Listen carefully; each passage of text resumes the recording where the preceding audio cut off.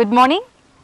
అతిథుల మధుర భావాలతో మార్వెలస్ గా సాగుతున్న ఉదయరాగం కార్యక్రమానికి స్వాగతం. ఈనాటి తిథి నక్షత్ర వార ఫలితాలను తెలిపే శుభయోగం ఇప్పుడు చూద్దామా?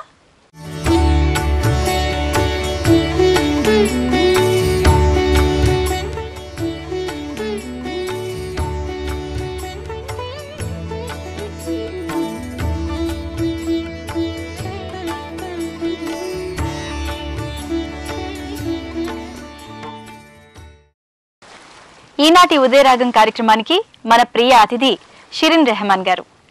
మహిళలను చైతన్యవంతులను చేస్తూ వారిని అభివృద్ధి పదంలో నడిపించడంలో షిరిన్ రెహమాన్ ఒక ఉద్యమాన్ని విజయవంతంగా నిర్వహిస్తున్నారు. చిన్నతనం నుంచే మహిళా సమస్యలపై అవగాహన పెంపొందించుకున్న షిరిన్ జీఎంసీలో వైద్య విద్య అనంతరం సహ విద్యార్థి ఎస్టీ రెహమాన్ను ప్రేమ వివాహం చేసుకున్నారు. అనంతరం 7 ఏళ్ల పాటు అల్జీరియాలో వైద్య వృత్తిని చేపట్టి తిరిగి 1985లో విశాఖ వచ్చిన వీరు కోట వీధిలో క్లినిక్ నడుపుతూ పేదలకు వైద్య సేవలు అందించేవారు. పేదలకు విస్తృత సేవలు అందించాలనే లక్ష్యంతో 1987లోనే చైతన్య స్రవంతి అనే స్వచ్ఛంద సంస్థను స్థాపించారు. విద్య, వైద్యం, దారిద్ర్య నిర్మూలనకు, మహిళా సమస్యలు, సామాజిక రుగ్మతలపై, మద్యపాన నిషేధంపై రాజీలేని పోరాటమే చేస్తున్నారు. పెరిగిపోతున్న కాలుష్యం బారి నుంచి ప్రజలను రక్షించడానికి ఉద్యమాన్ని చేపడుతున్నారు. గృహలక్ష్మి మ్యాక్స్ సొసైటీని ఏర్పాటు చేసి మహిళల ఆర్థిక స్వావలంబనకు శ్రమిస్తున్న షిరిన్ రెహమాన్ గారు ఈనాటి మన ఉదయరాగం ప్రియ అతిథి. మరి ఆవిడకి స్వాగతం పలుకుతూ ఈ కార్యక్రమాన్ని స్టార్ట్ చేద్దాం. నమస్కారం అండి షిరిన్ రెహమాన్ గారు. మీరు వైద్య విద్యలో అంటే వైద్య వృత్తిని చేపట్టి తర్వాత సేవా రంగంలోకి వచ్చారు. అసలు సేవా రంగంలోకి రావడానికి కారణం ఏంటి? సేవా రంగంలోకి రావడానికంటే ఒక కారణం అంటూ ఏమీ లేదు. చిన్నప్పటి నుంచి కూడా సమాజం పట్ల ఒక దృక్పథంతో ఉన్నదాన్ని కాబట్టి వైద్యంతో పాటు అది కూడా చెయ్యాలనే ఆలోచనతో వచ్చిందాన్ని నేను. అంత తప్పించి అంటే పూర్తిగా సమాజ సేవ అనేది అయితే మాత్రం ఆ ఉద్దేశంతో వచ్చిన దాన్ని అయితే మాత్రం కాదు. దానిలో వైద్య రంగంలో భాగంగానే ఇది చేపట్టడం జరిగింది. అంటే మీ ఫ్యామిలీలో ఎవరన్నా ఈ సేవా రంగంలో ఉండి మీకు ఇన్స్పిరేషన్ ఇచ్చారా? అంటే మా టోటల్ ఫ్యామిలీలోనే అందరూ ఎంతో అంతో పేదలకి సహాయం చేయటం చిన్నప్పటి నుంచి కూడా మేము చూశాను. కాబట్టి పేదల పట్ల నాకు ఎప్పుడు కూడా ఏదో చేయాలనే తపన ఉండటం వల్లే ఈ కార్యక్రమాలు చేపట్టడం జరిగింది. ఓకే. మరి 1987లో చైతన్య స్రవంతి అనే స్వచ్ఛంద సంస్థను నెలకొల్పారు. అసలు ఆ సంస్థ లక్ష్యాలేంటి? 1987లో బేసిక్గా మేము వైఫ్ అండ్ హస్బెండ్ డాక్టర్స్ కాబట్టి పేదలకి మెడికల్ క్యాంప్స్ కానివ్వండి, ఏవైనా చేయటానికి మన ఖాళీ టైంలో వెసులుబాటు ఉంటుందనే ఉద్దేశంతో చైతన్య స్రవంతి స్టార్ట్ చేయటం జరిగింది. కొద్ది కాలం తర్వాత మా హస్బెండ్ పొలిటికల్గా యాక్టివ్ అయిపోయి 94లో వారు తెలుగుదేశం తరఫున ఎమ్మెల్యే అయిపోవటం జరిగింది.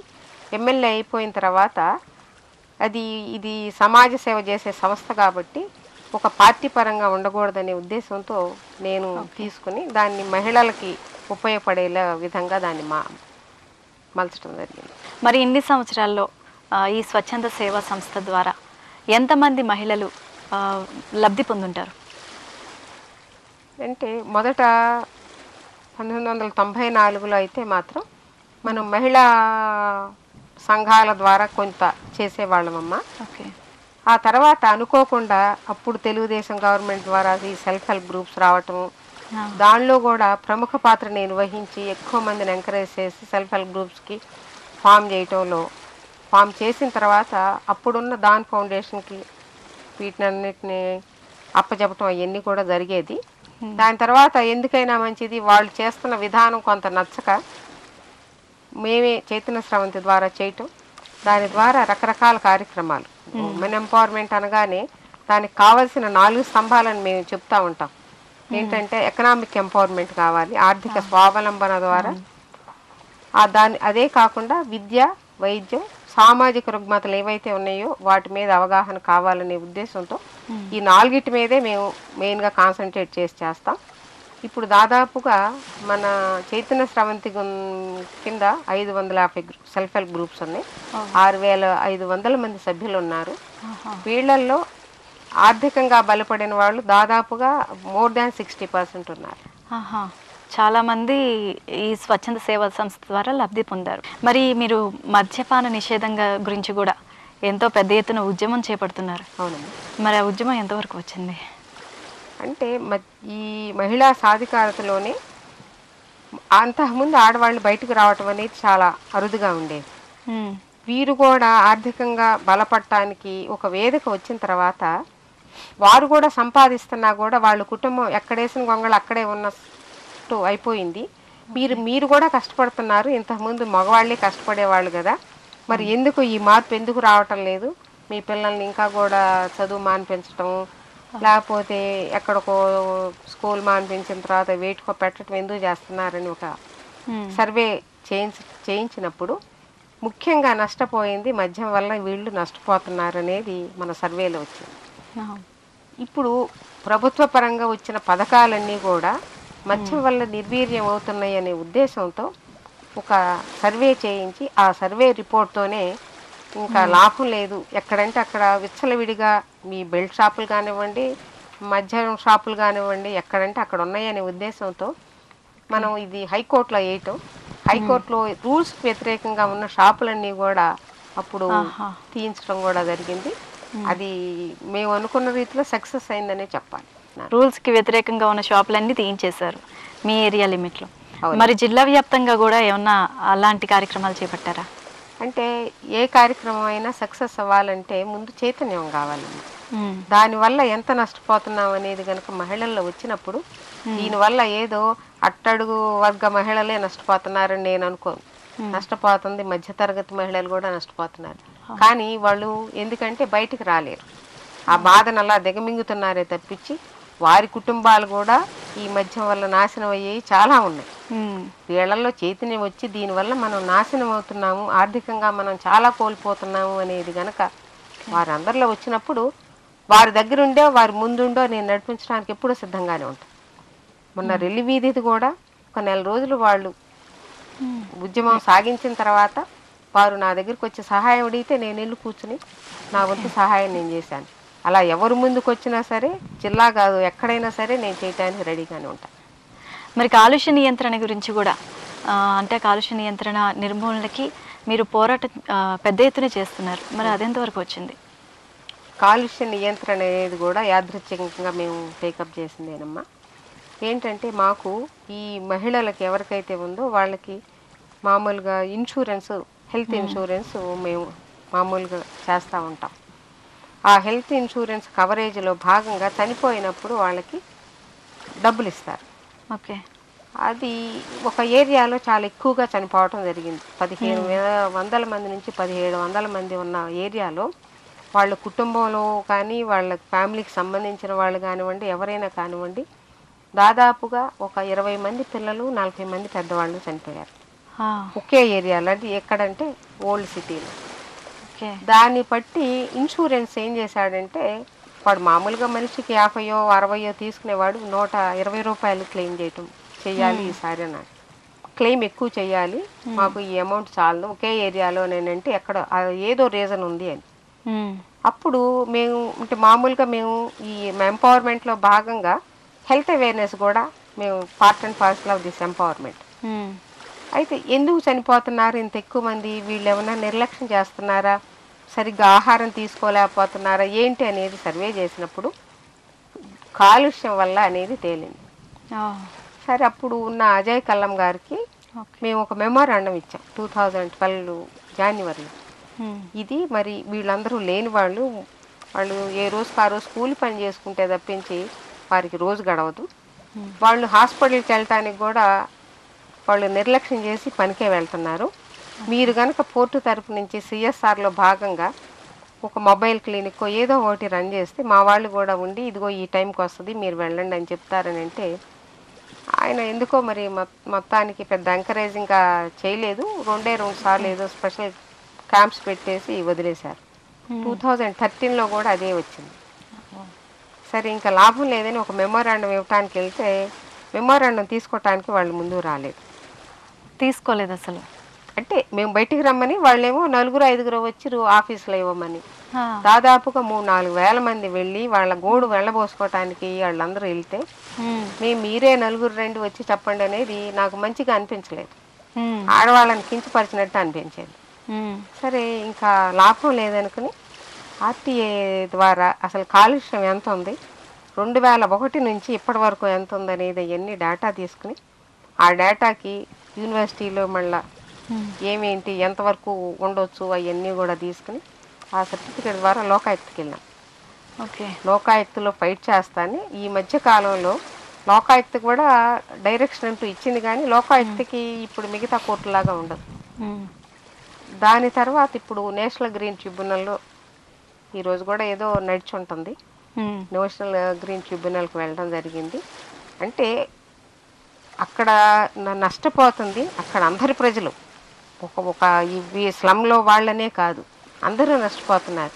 కానీ అంటే వీళ్ళకి సంబంధించింది నాకు తెలిసింది కాబట్టి పొల్యూషన్ మీద అనుకోకుండా మేము తీసుకోవటం జరిగింది. అక్కడ కాలుష్యం నియంత్రించే వరకు దాని మీద మాత్రం మేము పోరాటం సలుపుతానే ఉంటాం. నాకు తోడు మా మహిళలు కూడా తప్పకుండా అండగా నిలబడుతున్నారు కాబట్టి అది ఎంత దూరమైనా తీసుకెళ్లాలని అనుకుంటాను. మీరు చేసేవన్నీ అందరికీ పనికొచ్చే పోరాటాలు కాబట్టి అందరూ ఖచ్చితంగా లబ్ధి పొందుతారు. అందుకని మీ వెంట ఎప్పుడూ ఉంటారు మహిళలు. Take a short break in Udaya Raagam. Welcome back to ఉదయ రాగం.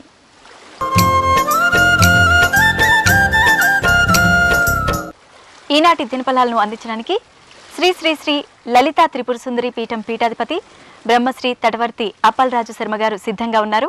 మరి ఈనాటి దినఫలాలను తెలుసుకుందామా?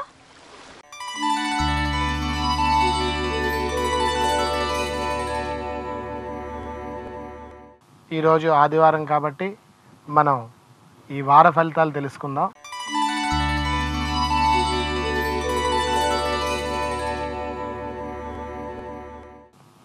మేషరాశి వారు ఈ వారం కార్యసాధనలో జయాలు పొందుతారు, సంఘంలో గుర్తింపు పొందుతారు, కుటుంబ ఆర్థిక సమస్యలు మీరు అనుకున్నట్టుగా పరిష్కారాలు సాగుతాయి, ఆదాయ వ్యయాలు మీ అంచనాలకు తగ్గట్లుగా ఉంటాయి, కొత్త కొత్త ఉపాధి అవకాశాల్లో మీరు ముందడుగు వేస్తారు, అనుభవం గడిస్తారు, వ్యాపార అభివృద్ధికి కొత్త కొత్త పథకాలు అమలు చేస్తారు. మీ యొక్క విషయంలో ఒంటెద్దు పోగడలు కొంచెం కష్టాన్ని తెచ్చే అవకాశం ఉంది కాబట్టి ఏ పని చేసినా నలుగురు సలహా తీసుకుని చేయడం చాలా మంచిది. ఈ వారం మిమ్మల్ని కాదన్న వాళ్ళే మీకు చేరువయ్యేందుకు ప్రయత్నం చేస్తారు.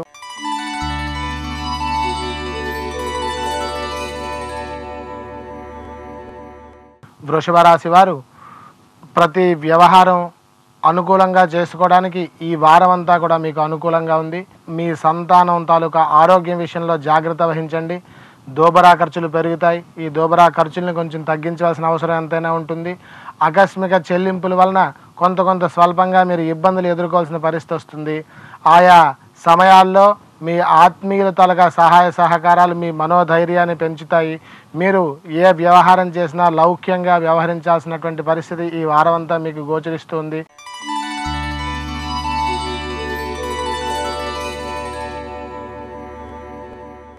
మిథున రాశి వారు ఆదాయ వ్యయాలకు సంబంధించి కొంచెం ఇబ్బంది పడాల్సిన పరిస్థితి ఈ వారం అంతా గోచరిస్తుంది. మీరు ఊహించని ఖర్చులు మీ మీదకి వచ్చి పడడంతో ఏం చేయాలో తెలియక బాగా ఇబ్బంది పడుతూ ఉంటారు. ఆ సమయంలో మీరు ఎప్పుడో దాచినటువంటి డబ్బులు మీకు సమయానికి అవసరానికి ఉపయోగపడతాయి.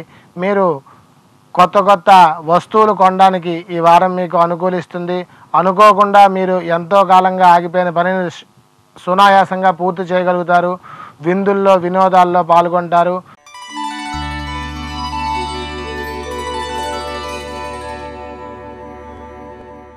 కర్కాటక రాశి వారు ఈ వారం అంతా కూడా ఇంటా బయట మంచి ఫలితాలను అందుకుంటారు.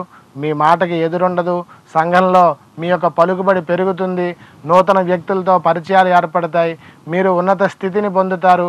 ఖర్చులు పెరిగినా సరే మీ అవసరాలకు తగ్గట్లుగా ధనాన్ని రాబట్టుకోవడానికి మీ యొక్క తెలివితేటలు బాగా ఉపయోగపడతాయి. ఆకస్మిక ప్రయాణాలు, ఆకస్మిక ఇబ్బందులు, చిన్న వాహన ప్రమాదాలు ఎదుర్కోవాల్సిన పరిస్థితి ఈ వారం ఉంటుంది. కాబట్టి కొంచెం బండ్ల మీద వెళ్తున్నప్పుడు, తెలియని వాళ్ళతో వెళ్తున్నప్పుడు జాగ్రత్త అవసరం.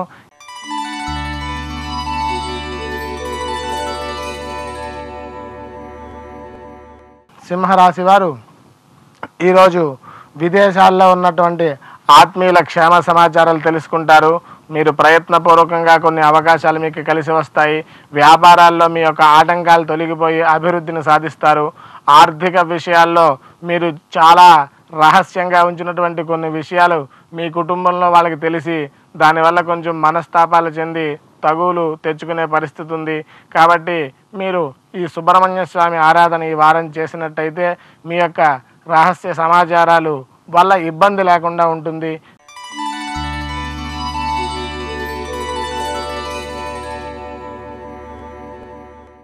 కన్యా రాశి వారు ఈ వారం అంతా అందరితో సఖ్యంగా మెలుగుతూ ఉల్లాసంగా ఉత్సాహంగా గడుపుతారు. కొత్త కొత్త పరిచయాలు అన్నీ పెరుగుతాయి. మీ యొక్క వ్యాపార పరిధి కానీ ఉద్యోగ పరిధి కానీ మెండుగా పెరుగుతూ ఉంటుంది.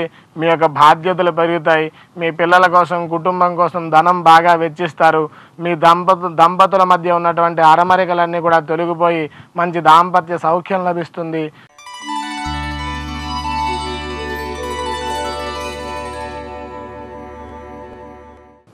తులారాశి వారికి ఈ వారం అంతా కూడా అనుకూల ఫలితాలు గోచరిస్తున్నాయి. అన్నింట్లో అనుకూల పరిస్థితులు కలుగుతాయి. మీరు చేస్తున్నటువంటి వ్యాపార వ్యవహారాలు మీకు అనుకూలంగా మంచి లాభాల దిశగా మీ యొక్క జీవితం ఈ వారం అంతా కూడా పరిగెడుతూ ఉంటుంది.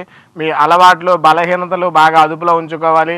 అనుకోని స్నేహితుల వల్ల అలవాట్లకి వ్యసనాలకి డబ్బులు ఖర్చు పెట్టే పరిస్థితి ఈ వారం గోచరిస్తున్నది. కాబట్టి మీరు వస్తున్న డబ్బుని సమర్థవంతంగా వినియోగించుకోగలిగితే మీ యొక్క కుటుంబం తాలూకా మన్ననలు పొందుతారు.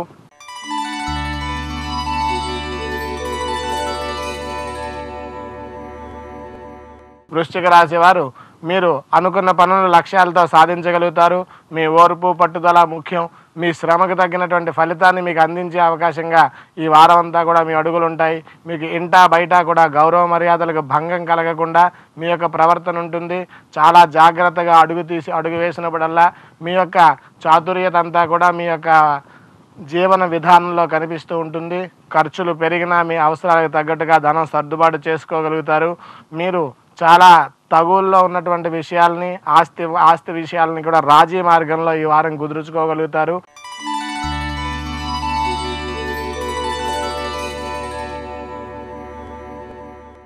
ధనుస్సు రాశి వారికి ఈ వారం ప్రతి విషయంలోనూ బాగా ఆలోచించి నిర్ణయాలు తీసుకోవాల్సిన పరిస్థితి ఏర్పడుతుంది. మాట్లాడితే ప్రతి ఒక్కరితో తగువులు ఏర్పడుతుంటాయి. మీ కుటుంబీకుల నుంచి మీ బంధువుల నుంచి వ్యతిరేక ఫలితాలు ఎదురవుతూ ఉంటాయి. మీరు ఏదైతే ఒకటి సరైన విషయం అని నమ్మి వాళ్ళకి చెప్తారో వాళ్ళు దాన్ని వ్యతిరేకించడం, తద్వారా మీకు మీ యొక్క కోపాలు తాపాలు బాగా పెరిగి అందరినీ ఇబ్బందులకు గురి చేసే పరిస్థితి వస్తుంది. కాబట్టి మీరు ఈ వారం కోపాన్ని కొంచెం అదుపులో ఉంచుకుని మీరు వాళ్ళతో మాట్లాడి సఖ్యతని మీరు పాటించినట్టయితే మీ యొక్క ఈ వారం అంతా కూడా మీరు మంచి ఫలితాలు అందుకోగలుగుతారు.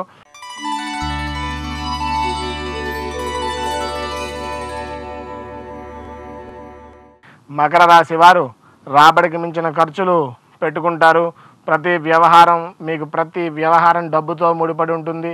మీరు చేసేటువంటి నూతన వ్యాపార వ్యవహారాలైనా, చేస్తున్న వ్యాపారాల్లోనైనా, చేస్తున్న ఉద్యోగాల్లోనైనా డబ్బులు ఖర్చు పెట్టాల్సి వస్తుంది. ఆ ఒక్కొక్క విషయం మీకు విరక్తిని కలిగిస్తుంది. అయినా మీరు మీ తెలివితేటలతో ఆ పరిస్థితిని ఎదుర్కొని ముందుకు వెళ్ళగలుగుతారు. మీరు చేపట్టినటువంటి కార్యక్రమాలన్నీ కూడా మీకు మంచి ఫలితాలను ఇస్తాయి. కానీ మీరు ఓర్పుని ఎట్టి పరిస్థితుల్లో కోల్పోకుండా ఆ వ్యవహారాలని జాగ్రత్తగా సహకరించుకుని ఆ పరిస్థితుల్ని ఏకాగ్రతతో మీరు మెలిగి ఆ యొక్క కార్యాన్ని సాధించగలుగుతారు.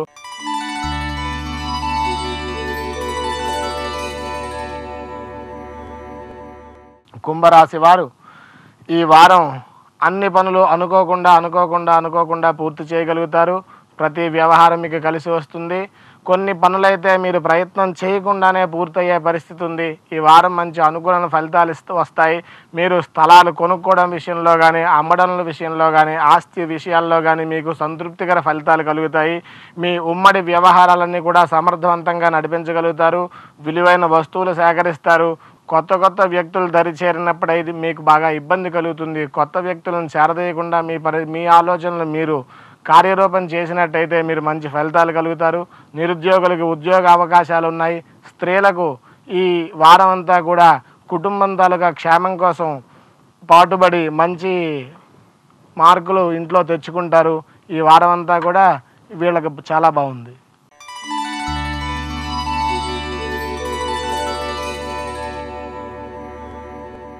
మీనరాశి వారు మీ మనో అభిప్రాయాలను సునిశ్చితంగా వ్యక్తం చేయాల్సిన పరిస్థితి ఉంటుంది. మీరు మాట్లాడే ప్రతి మాట అవతల వాళ్ళకి వేరే రకంగా వినిపించి వేరే రకంగా వాళ్ళు మిమ్మల్ని ప్రతి విషయంలోని కించపరిచే పరిస్థితి కనిపిస్తుంది. కాబట్టి మీరు మాట్లాడే మాటల విషయంలో చాలా జాగ్రత్త అవసరం. కుటుంబ సభ్యుల విషయంలో, బంధువుల విషయంలో, మిత్రుల విషయంలో సఖ్యతగా మెలగాలి. దైవ కార్యాల పట్ల ఆసక్తి చూపిస్తూ ఈ వారం ఒత్తిడిని తట్టుకొని ప్రలోభాలకు దూరంగా ఉండడం చాలా ఉత్తమం. నిరుద్యోగులకు ఈ వారం సదవకాశాలు లభిస్తున్నాయి. కుటుంబ వ్యవహారాలన్నీ కూడా సానుకూలంగా సాగుతాయి. అయినప్పటికీ కూడా ఈ వారం కొంచెం జాగ్రత్తగా మెసరాల్సిన పరిస్థితి మీనరాశి వారికి గోచరిస్తుంది. శుభమస్తు. ఓకేనండి. మరి మీ స్వచ్ఛంద సేవ తరపున, సేవా సంస్థ తరపున గృహలక్ష్మి మార్క్స్ అనేది స్టార్ట్ చేశారు. అసలు దాని ఎయిమ్ ఏంటి? అంటే మామూలుగా ఇప్పుడు సెల్ఫ్ హెల్ప్ గ్రూప్స్ ద్వారా బ్యాంక్ లింకేజెస్ ద్వారా వాళ్ళకి లోన్ అంటూ వస్తుందమ్మా. అది కాకుండా కొంతమంది ఇండివిజువల్గా కూడా పెద్ద పెద్ద బిజినెస్లు చేసే వాళ్ళు ఉన్నారు. ఏమంటే ఈ క్లాత్ షాపులు కానివ్వండి, కొంచెం పెద్దగా చేసేవాళ్ళు ఉన్నారు.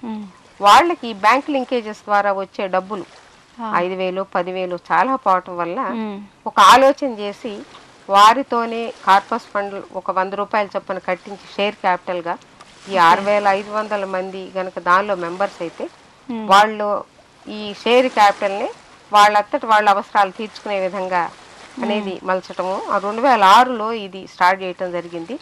అప్పటి నుంచి ఇప్పటి వరకు దాదాపుగా 3-4 కోట్ల పైన వాళ్ళ టర్న్ ఓవర్ జరిగింది. ప్రతి నెల కూడా 5-6 లక్షలు వాళ్ళు అవసరాలకు తీసుకోవటం, మళ్ళీ కట్టడం, అలాగే సంవత్సరం అంతా జరుగుతూనే ఉంటుంది. అంటే ఇది ఎక్స్ట్రా బెనిఫిట్ అనమాట. వాళ్ళకి వాళ్ళ డబ్బులే వాళ్ళు ఎక్స్ట్రాగా తిప్పుకుంటున్నట్టు అవుతుంది. మామూలుగా అయితే బ్యాంకు లింకేజెస్ ద్వారా వచ్చే డబ్బులు, అలా కాకుండా వాళ్ళ డబ్బులు కూడా వాళ్ళు తిప్పుకోవటం అనేది వాళ్ళకి మంచి వెసులుబాటు అనే ఉద్దేశంతోనన్నమాట. స్వయం ఉపాధికి బయట బ్యాంక్స్ ద్వారానే కాకుండా మీ సంస్థ నుంచి కూడా ఎక్కువ తోడ్పాటు ఇస్తుంది అన్నమాట. ఆ సంస్థ కంటే వాళ్ళ సంస్థ, వాళ్ళు నిర్మించుకున్న సంస్థ, కాకపోతే నా గైడెన్స్ లో నడుస్తుందని తప్పించి అవన్నీ వాళ్ళ డబ్బులే. వాళ్ళు సక్సెస్ఫుల్గా బాగా నడుపుతున్నారు. ఓకే. మరి ఇటు సేవా రంగంలో అలాగే ఒక గృహిణిగా బాధ్యతలు నిర్వహిస్తున్నారు. మరి ఎక్కువ సంతృప్తినిచ్చిన సందర్భం ఏమైనా ఉందా? సంతృప్తినిచ్చిన రంగం ఏంటి?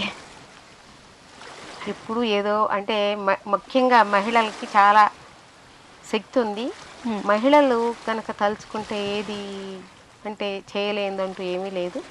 మహిళలు బాగుంటే సమాజం బాగుంటుందనే ఉద్దేశంతో ఇది మొదలుపెట్టింది. ఎవరైనా కనుక మహిళలు ఇది మేము సాధించామని అన్నప్పుడు మాత్రం నాకు చాలా సంతృప్తి. అందులో ముఖ్యంగా ఎవరైతే ఆర్థికంగా వెనకబడి విద్యాపరంగా కూడా అంత చదువు లేని వాళ్ళు సాధించామన్న రోజున మాత్రం నాకు చాలా హ్యాపీగా ఫీల్ అవుతాను. ఓకే. అంటే సామాజిక సమస్యల మీద నేను ఒక ఉదాహరణ చెప్తాను. వాళ్ళ ఏరియాలో మామూలుగా ఈ పెద్ద పెద్ద సిలిండర్స్ నుంచి చిన్న చిన్న సిలిండర్స్లోకి గ్యాస్ మళ్ళీ మార్చుకుని అది వ్యాపారం చేసే వాళ్ళు ఉన్నారు. అది చాలా డేంజరస్. దాన్ని అసలు ఎవరు అలౌ చేయరు.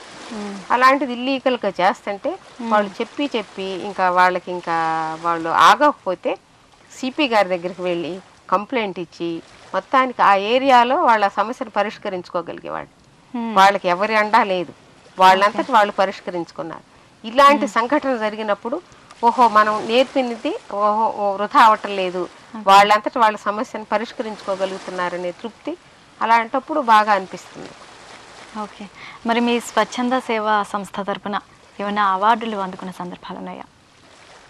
అవార్డులు అంటే ఏయో ఈ లీడర్ కాదమ్మా, అదేంటి విశాఖ సమాచారం తరపున, రోటరీ క్లబ్ తరపున ఇలాంటివన్నీ వస్తాయి. కానీ వీటన్నిటికంటే కూడా నాకు వాళ్ళు ఇచ్చే రివార్డే చాలా ఎక్కువ. ఓకే. అంటే మీ సేవా సంస్థ సభ్యులు ఎప్పుడు వాళ్ళు ఏది చెయ్యాలి, ఏది చేస్తే బాగుంటుంది నన్ను నడిపిస్తారు, వాళ్ళు నడుస్తారు. మీరు నడిపించారు, తర్వాత వాళ్ళు నడవడం మొదలు పెట్టారనమాట, నడక నేర్చుకున్నారు. ఓకేనండి. చైతన్య స్రవంతి నిర్వాహకులు షిరిన్ రెహమాన్ గారితో మరిన్ని విషయాలు తెలుసుకునే ముందు ఇప్పుడు చిన్న విరామం. తిరిగి కార్యక్రమానికి స్వాగతం.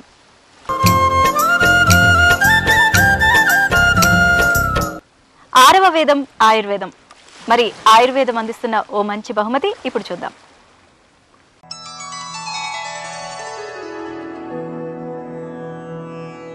మహాసూర్యవర్తి అనే వనమూలిక రసం వాడటం వలన లేదా త్రిఫల చూర్ణం పొడి, బెల్లం పొడి, వాము పొడి, దంచిన వెల్లుల్లి ముద్దను కలుపుకొని వేడిపాలతో సేవించటం వలన జీర్ణశక్తి నశించటం, గుండె వ్యాధులు, బీపీ, దానివల్ల వ్యాపించే ఇతర వ్యాధులను పోగొట్టుకోవడానికి మహాసూర్యవర్తి ఉపయోగపడుతుంది. ఫండ్స్ ఏమీ లేకుండా మీ ఓన్గా ఇలాంటి సేవా కార్యక్రమాలన్నీ నడుపుతున్నారు. మరి ఇన్ని సంవత్సరాల నుంచి స్వచ్ఛంద సేవా సంస్థ నడుపుతున్నారు. మరి దీనికి కారణం ఏంటంటే అలాంటి ఫండ్స్ లేకపోయినా కూడా ఇన్నేళ్ల నుంచి నడుపుతున్నారు. అసలు డబ్బులు ఉంటేనే ప్రాబ్లమ్స్ వస్తాయి. డబ్బులు లేకపోతే అప్పటికప్పుడు ఏదైనా కార్యక్రమం చేయాలంటే ఎలా జనరేట్ చేసుకోవాలనేది ఆలోచిస్తాం, అప్పటికప్పుడు జనరేట్ చేస్తాం, ఖర్చు పెట్టేస్తాం. ఎప్పుడైనా సక్సెస్ఫుల్ నడవాలనుకుంటే డబ్బులు ఎక్కువ ఉండకూడదు. డబ్బులు ఉంటే ఈ దీనిలో ఉన్న అందరికీ కూడా చెడు ఆలోచన వస్తుందేమో. అందుకని సరిపడినంత ఉండాలి. సరిపడినంత కార్యక్రమాలు సక్రమంగా నిర్వహించడానికి సరిపడినంత ఉంటే చాలు. Okay okay. అందుకని ఎవరన్నా ఫండ్స్ ఇష్టపడి ఇస్తే తప్పితే ఎక్కడి నుంచి ఫండ్స్ అనేవి అడగరు. ఈ మధ్య కాలంలో ఎవరన్నా వస్తే కూడా మేమైతే మాత్రం ఎవరి దగ్గర నుంచి ఇంతవరకు తీసుకోలేదు. ఒకవేళ మీరు మేము నచ్చి ఇస్తాము అని అంటే మీరే ఫస్ట్ అవుతారు. అది కూడా మీరేం చేయాలనుకుంటుంటే దానికే ఇవ్వండి తప్పించి మేమంటూ మీరు ఇచ్చిన దాన్ని ఖర్చు పెట్టడం అనేది ఉండదని కూడా చెప్పాం. ఎందుకంటే ఎవరి ఆలోచనలు వాళ్ళకు ఉంటాయమ్మా. అది సక్రమంగా చేయలేదు అని అనిపించుకునే దానికంటే మనకున్న డబ్బులతో మన ఇష్టం వచ్చినట్టు చేయటంలోనే తృప్తి ఉంటుందనే ఉద్దేశంతో మేము ఎవరిని ఫండ్స్ కూడా అడగం. ఓకే. దానిలో వాళ్ళు కట్టుకున్నవే, ఆ సభ్యులు కట్టుకున్నవే అలాగా రీజనరేట్ అవుతూ ఉంటాయి. వాళ్ళే తీసుకుంటూ ఉంటారు, కట్టుకుంటూ ఉంటారు. అది వేరు. అది గృహలక్ష్మి స్రవంతి నుంచి మేము చేసే కార్యక్రమాలకి స్కాలర్షిప్స్ ఇస్తాము. అలాగే ప్రతి నెల ఎవరైతే సిక్ అయ్యారో వాళ్ళకి మేము ఫుడ్ అది సప్లై చేస్తాం, ప్రొవిజన్స్ ఇస్తాం, నెలకు సరిపడా. ఇలాంటివి చనిపోయిన వాళ్ళకి 500 రూపాయలు ఇస్తాం.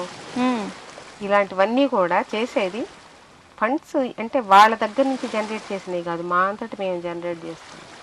Okay okay. అంతేగాని వాళ్ళ దగ్గర నుంచి మేము తీసుకునేవి కాదు. అంటే మీరు ఇలాంటి కార్యక్రమాలు చేపడుతున్నారు చైతన్య స్రవంతి సంస్థ ద్వారా. మరి మీ ఫ్యామిలీ నుంచి అంతే సపోర్ట్ ఉందా? మరి ఉండబట్టే కదా ఇంతకాలం నడిచింది, లేకపోతే ఎలా నడుస్తుందమ్మా? ఓకే. అంటే రెహమాన్ గారు కూడా ఇలాంటి కార్యక్రమాల్లో ముందంజలోనే ఉంటారు. రెహమాన్ గారు స్టార్ట్ చేసిన సంస్థే కదా ఇది అసలు. ఆయన స్టార్ట్ చేశారు. 1987లో రెహమాన్ గారి ఆధ్వర్యంలో స్టార్ట్ అయిన సంస్థ చైతన్య స్రవంతి. 94లో నేను తీసుకున్నాను. ఓకే. ఆయన రాజకీయాల్లోకి వెళ్ళడంతో మీరు హ్యాండిల్ చేస్తున్నారు అప్పటి నుంచి? అవునమ్మా. అది దాని తర్వాత ఉమెన్ ఎంపవర్మెంట్ మీద నేను తీసుకున్నాను, లేడీని కాబట్టి ఉమెన్ ఎంపవర్మెంట్ మీద దృష్టి పెట్టి ఆ విధంగా చేసుకొచ్చాం యాక్టివిటీస్ అన్నీ. ఇప్పుడు టోటల్గా దాని మీదే కాన్సన్ట్రేట్ చేస్తాం. ఓకే. అది ఓకేనండి. మరి మహిళలు ఇప్పుడు అన్ని రంగాల్లో ఘన విజయాలు సాధిస్తున్నారు. అదేవిధంగా వారిపైన ఆకృత్యాలు, దాడులు ఎక్కువ అవుతున్నాయి.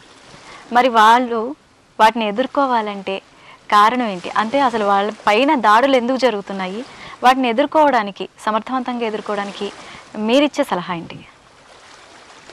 దాడులు అని అంటే దీనికి రకరకాల కారణాలు ఉన్నాయమ్మా. సమాజంలో ఇప్పుడు విలువలు బాగా తగ్గిపోయినాయి. ఒకప్పుడు మహిళని కొంచెం గౌరవంగా చూసేవాళ్ళు. మహిళలు మనం ఈక్వాలిటీ అని ఫైట్ చేయటం మొదలుపెట్టిన తర్వాత దాడులు కూడా ఎక్కువైనాయి. అంటే మనం కూడా ఎలా ఆలోచిస్తున్నామంటే మనకి మనం ప్రొటెక్ట్ చేసుకుంటా పైకి వెళ్ళాలనేది పోయి మేము మీరు ఈక్వలేను, మేము కూడా పోటీ వస్తాము, ఎక్కడైనా ఏదైనా చేయొచ్చు అని అనుకుంటున్నాం. అక్కడ ఎంత సేఫ్టీగా ఉన్నాము అనేది ఒకటి మనం ఒక్కోసారి నిర్ణయించుకోలేకపోతున్నాం. ఓకే. అంటే నీకు ఎగ్జాంపుల్, ఒక పాప ఐటీ రాత్రిపూట ఎక్కడో ఏదో స్టేషన్లో దిగింది, కానీ ఎంత సేఫ్టీ ఉంది అనేది ఆలోచించుంటే అది తెలిసి తెలియని ఎవరితోనో అది మోటార్ సైకిల్ వెనక ఎక్కి వెళ్ళటం అనేది తప్పు కదా. రీసెంట్గా జరిగింది ఈ మధ్య కాలంలో. ఆ అమ్మాయి అన్ని విధాలుగా ఎంపవర్డ్ అయ్యి అది అజాగ్రత్త వల్ల అది జరిగింది. ఇలాంటివి అలాగే ఈ మధ్య కాలంలోనే మన హైదరాబాద్లో తెలిసి తెలియని క్యాబ్ ఎక్కేశారు, వాళ్ళు ఎవరు ఏంటి అనేది. అంటే ఇలాంటివన్నీ కూడా మనం తీసుకున్న డెసిషన్ బట్టి కొన్ని అనుకోకుండా జరుగుతాయి. తర్వాత కొంతమంది ఏంటంటే తెలిసి తెలియని వయసులో కూడా కొన్ని ప్రేమని అదని ఇదని చేయటం వల్ల జరిగేవి కొన్ని. కొంతమంది ఏంటంటే అంటే ఆడవాళ్ళు అనగానే ఒక చులకన భావం, వీళ్ళు అంటే నేను ప్రేమించాను అనగానే వాళ్ళు ప్రేమించాలి అనేది అనుకోవటం కొన్ని రకాలుగా. అంటే ఇది టోటల్గా ఏంటంటే సమాజంలోనే కొంత మార్పు వచ్చింది. పూర్వకాలానికి ఇప్పటికి చాలా మార్పు ఉంది కాబట్టి దానికి అనుగుణంగానే మహిళల్లో మనం కూడా కొంచెం కేర్ఫుల్గా ఉండి ఏది అనువైన ప్లేసు ఏది అనువైన ప్లేస్ కాదు అనేది ఆలోచించి మనం అడుగు ముందుకు వేయాలనేది నేను చెప్తా. ఇప్పుడైనా ఈక్వాలిటీ కావాలి కానీ ప్రతిదానికి ఎదిరించడం కూడా కాదు. దానిలో ఎంతవరకు న్యాయం ఎంతవరకు ధర్మం ఉన్నది అనేది ఆలోచించి మీరు ఫైట్ చేయొచ్చు. అంతేగాని ప్రతిదానికి ఫిజికల్గా మెన్ స్ట్రాంగ్, అలాగే మనం మెంటల్గా మనం స్ట్రాంగ్, మనం భరించినంత శక్తి వాళ్ళకు ఉండదు. అవన్నీ ఆలోచించుకుని చేయాల్సిన పనులు కొన్ని ఆలోచించకపోవటం వల్ల మహిళల్లో అది కొంత కోల్పోయాం. అదే కాకుండా మనం అంటే ఇప్పుడు సామాజికంగా కూడా మహిళలు అంటే ఆడపిల్లల్లో ఆలోచన కొంత మార్పు వచ్చేసింది. మనం పబ్లిక్ వెళ్ళినా తప్పు లేదు, నైట్ మగవాళ్ళు తిరుగుతున్నారు మనం అర్ధరాత్రి అయినా తిరిగినా తప్పు లేదని అంటే మనకున్న రూల్స్ ప్రకారం మనకున్న సేఫ్టీ ప్రకారం ఇండియాలో ఏమైనా జరగచ్చు. అంటే పనిష్మెంట్ అనేది లా అయితే ఉంటుంది తప్పించి ఆ లా ఇంప్లిమెంటేషన్లో బోల్డ్ లోపాలు ఉన్నాయి. అర్ధరాత్రి ఆడపిల్ల 12 గంటలు దాటినా ఎక్కడన్నా తిరగచ్చు అంటే సేఫ్టీ కాదు. అంటే అది ఏంటంటే మన పరిధిలో మనం అంటే స్వతంత్రంగా బ్రతకటానికి నేర్చుకోవాలి తప్పించి ఎక్కడంటే అక్కడ మనం ఏదైనా చెయ్యొచ్చు అని అనుకునేటప్పటికి కొన్ని ఇలాంటివి జరుగుతూ ఉంటాయి. వాటిని కూడా దృష్టిలో పెట్టుకుని మనం ఆడపిల్లని మగపిల్లాడిని ఒకే విధంగా చూడాలని అంటే పెంచటంలో ఈక్వల్గా థింకింగ్ కానీ అవన్నీ కూడా ఈక్వల్గా రావాలి. కానీ మన రెస్ట్రిక్షన్స్ మనకుంటాయి, వాళ్ళ రెస్ట్రిక్షన్స్ వాళ్ళకుంటాయి. అది మాత్రం ఎప్పుడైనా సరే నేను వాళ్ళ మీద చెయ్యేసి ఏదో చేసేసిన తర్వాత నన్ను వాడు ఏదో అన్నాడు అని అంటే తప్పు. మీరు డిస్టెన్స్ మెయింటైన్ చేయండి, మీ గౌరవం మీరు నిలుపుకోండి. అప్పుడు కూడా వాళ్ళు వచ్చినప్పుడు వాళ్ళని తప్పు పట్టాలి. ప్రస్తుతం అది కనిపించటల్లా సమాజంలో. ఈక్వాలిటీ అంటే వాళ్ళతో ఈక్వల్గా తిరగటం అని అనుకుంటున్నాం కానీ నష్టపోయేది మాత్రం మహిళ. కాబట్టి అది దృష్టిలో పెట్టుకుని మనం కనుక ముందుకు వెళ్తే అసలు మహిళలో ఉన్న శక్తి అంటే పురుషుల్లో ఉండదు. మహిళ అన్ని రకాలుగా సమాజాన్ని ముందుకు తీసుకెళ్లగలిగిన శక్తి ఉన్నది. అందుకని మహిళా సాధికారతలో కూడా మీకు మహిళ ఒక ఆరోగ్య మంత్రిగా చేయగలదు, ఇంటికి విద్యామంత్రిగా చేయగలదు, తర్వాత అంటే ఆర్థిక మంత్రిగా చేయగలదు. అన్ని టోటల్గా మీరు ఏమి ఇచ్చినా సరే మీకు ఉన్న దానిలో చాలా పర్ఫెక్ట్గా అన్నీ చేసి పెట్టగలిగిన మహిళ ఒకటే స్త్రీ ఒకటే చేయగలదన్నమాట. కానీ అదే పురుషుడు చేయలేడు. హాస్పిటాలిటీ కానివ్వండి, వచ్చిన బంధువులకి మీకు వాళ్ళని సాధారణంగా ఆహ్వానించడం ఏదైనా సరే చేయగలిగింది మహిళ ఒకటి. మహిళకున్న శక్తి పురుషుడికి ఉండదు. అలాంటి మహిళ కనుక సక్రమైన మార్గంలో వెళ్తే ఇంకా సమాజం ఇంకంతకంటే కోరుకునేది ఏమి ఉండదు. మంచి సమాజం వస్తుంది. తర్వాత మంచి భవిష్యత్తులో కూడా ఈ పిల్లలు కూడా మంచి సమాజాన్ని ఏర్పరచుకోవటానికి అంటే దారి చూపెట్టిన మహిళ అవుతుంది. అందుకని తప్పకుండా తర్వాత మన జాగ్రత్తలో మనం ఉంటేనే మన బాధ్యతలు ఏంటో కూడా నిర్వహిస్తూ ఈ సాధికారత దిశలో వెళ్ళాలి తప్పించి ప్రతి చిన్నదానికి ఈక్వల్గా నేను ఆర్థికంగా అసలు నేను చాలా ఎక్కువగా సంపాదిస్తున్నానని మనం ఇప్పుడు చూస్తున్నాం. ఎక్కువ డైవర్స్ కేసులు కూడా ఎక్కువగా ఉంటున్నాయి. అది మీరు పెళ్లి చేసుకోవటానికి ముందే మీరు అది నిర్ణయం తీసుకోవాలి. మనం కొంత క్షమాగుణం ఉండాలి, తర్వాత కొంత అడ్జస్ట్మెంట్ ఉండాలి, తర్వాత మనం పెళ్లి చేసుకున్న తర్వాత మనం ఇండివిజువల్ కాదు అనేది ఆలోచన రావాలి, అడ్జస్టబిలిటీ ఇవన్నీ ఉంటేనే మనం పెళ్లికి వెళ్ళాలి తప్పించి ప్రతిదానికి కూడా నేను ఫైట్ చేస్తాను, నేను నీతో పాటు ఈక్వల్ అని అంటే ఒక్కసారి ఇద్దరూ కలిసి జీవనం సాగించాలని నిర్ణయం తీసుకున్న తర్వాత అయితే మాత్రం అది మంచి ఆలోచన కాదు అనేదే నేను చెప్తాను. ఈ మహిళలకు ఆర్థికంగా స్వావలంబన కావాలి. అది డైవర్స్కి మాత్రం దారి తీయకూడదు. అలాగే ఈక్వాలిటీ, నువ్వు నీ తల్లిని ఎలా చూస్తావో మీ అత్తను కూడా అలాగే చూడు, అది సమంజసం. అంతేగాని అత్తగారు అనేటప్పుడు దూరంగా పెట్టడం, అమ్మ అంటే నేను దగ్గర తీసుకోవటం, ఇలాంటి ఆలోచనలన్నీ కూడా చదువు అది చెప్పదు. చదువు ఆలోచన నేర్పుతుంది. ఆలోచించేటప్పుడు మీరు ఆలోచించి మంచి నిర్ణయాలు తీసుకోమని తప్పించి అంటే అంటే ఆ భేదభావం అనేది దూరంగా పెట్టి మీరు ఇద్దరు గనక నడవగలిగినప్పుడు అది సక్సెస్ఫుల్ ఫ్యామిలీ అవుతుంది. అది మహిళ చేతిలోనే ఉంటుంది ఎక్కువగా. పురుషుడు చాలా త్వరగా నిర్ణయాలు తీసుకుంటాడు, కానీ మహిళ ఆలోచించే నిర్ణయాలు తీసుకుంటుంది. ఆ తొందరపాటు నిర్ణయాలు లేకుండా గనక ఉంటే మహిళ చాలా సాధించగలదు. దేశం అన్నింటిలో అభివృద్ధి చెందుతోంది అంటూ ఫారిన్ కల్చర్ని ఇక్కడ మెయింటైన్ చేస్తున్నారు. సో అందువల్ల ఏదైనా మహిళలు తమ భద్రతలో తాము ఉండాలి. అవునమ్మా, అవును. అంతేగాని అంటే డ్రెస్సింగ్ అవన్నీ కూడా నేను మాట్లాడను, కానీ మనకు అంటే ఏది సేఫ్టీ ఏది అన్సేఫ్టీ, మనం ఎక్కడికో అంటే సెక్లూడెడ్ ప్లేస్కి వెళ్ళి అయ్యో మనం ఏదో నష్టపోయాం అనే దానికంటే 10 మంది ఉన్న చోట కూర్చుని నువ్వు మాట్లాడుకోవచ్చు, తప్పులేదు. నీకు ఎప్పుడైతే సెక్యూరిటీ ఉందో నీకు ఏమి కాదనేది సమాజమే చెప్తుంది. నువ్వు ఒక మూలకి వెళ్ళిన తర్వాత అది ఎవరికి మరి సేఫ్టీ అనేది నువ్వు ఆలోచించుకోగలగాలి. దానివల్ల అంటే మనం చేసే పనే మనం ఆలోచించుకుని చేసే శక్తి మీకు ఉండాలి తప్పించి అది ఎంపవర్మెంటు వాళ్ళొక్కళ్ళే ఉన్నారు మనం ఒక్కళ్ళే ఉండొచ్చు అనేది ఎంపవర్మెంట్ కిందకు రాదు. ఓకే, అంటే ఈ దాడులు జరగడంలో అబ్బాయిల పాత్ర ఎంత ఉంటుందో అమ్మాయిల పాత్ర కూడా అంతే ఉంది. తర్వాత తెలిసి తెలియకుండా కొన్ని తప్పులు జరిగిపోవటం ఇవన్నీ కూడా మరి మనం ఆలోచించి తీసుకోవాల్సింది. ఇవన్నీ మన జాగ్రత్తలో మనం ఉండాల్సిందే. ఓకే షిరీన్ రెహమాన్ గారు, మహిళలకే కాదు యావత్ సమాజానికి చైతన్యపూరితమైన సందేశాన్ని మీరు మాకు అందించారు. దానికి ధన్యవాదాలు తెలియజేస్తున్నాము. ధన్యవాదాలండి. ఇప్పుడు ఆణిముత్యాల్లో మంచి మాట.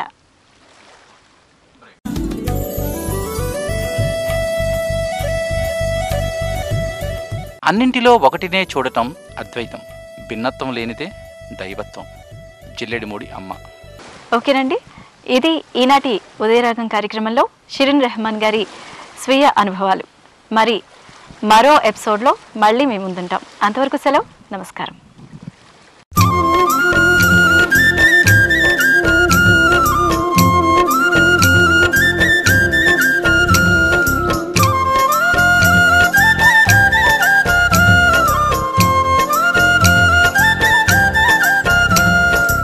It's a Dreams Studio production.